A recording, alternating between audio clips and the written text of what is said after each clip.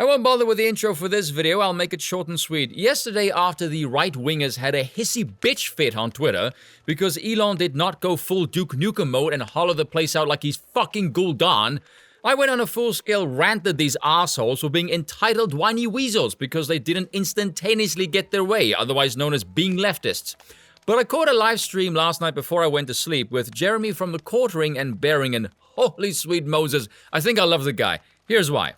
He is also, okay, just so people understand, he is also the guy that Elon found leaks of saying, oh, this is what Elon says we're doing while he was still at Twitter. Okay. So Yoel Roth knows where the bodies are buried in terms of Twitter lying about bots.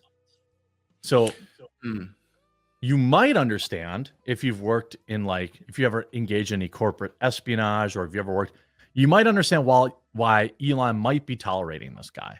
Okay. So, right. So this is what I'm trying to tell conservative Twitter. So I'm putting out these tweets like, holy crap, like Tim, get off the ledge.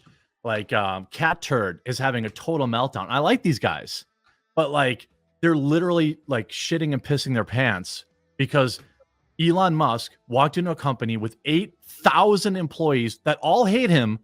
And he didn't immediately restore Donald Trump and immediately do all this stuff. I'm like, have you ever worked a job?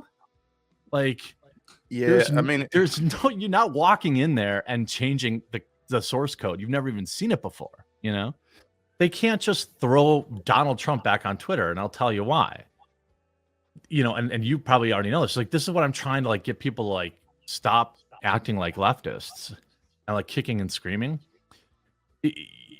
Dude, if Elon just walked in and said, Donald Trump's back on, James O'Keefe's back on, Project Veritas back on, imagine the ripple effect that would happen with the Google Play Store, the Google iTunes or the Apple iTunes Store, whoever hosts their servers, whoever hosts Twitter.com.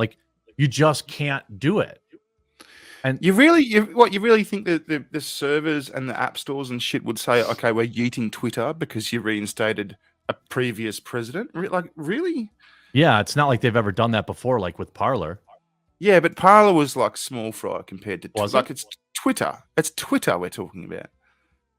I said that about Parler. You know what I mean?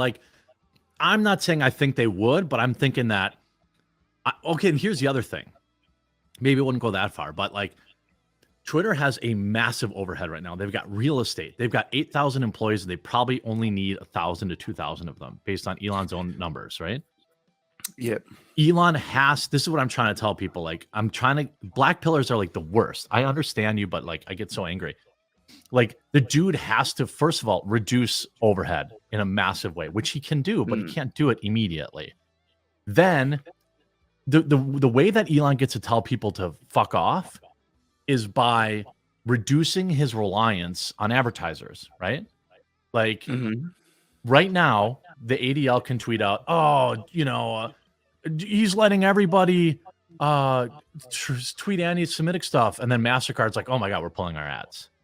And then Twitter has to say, well, how do I pay these 8,000 people? And how do I pay rent on this, the skyscraper and all this stuff?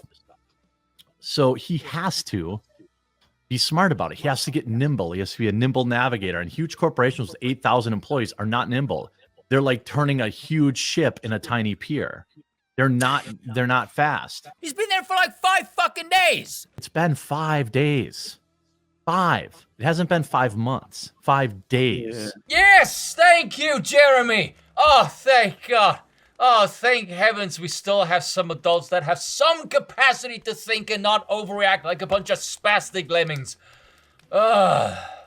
Woo!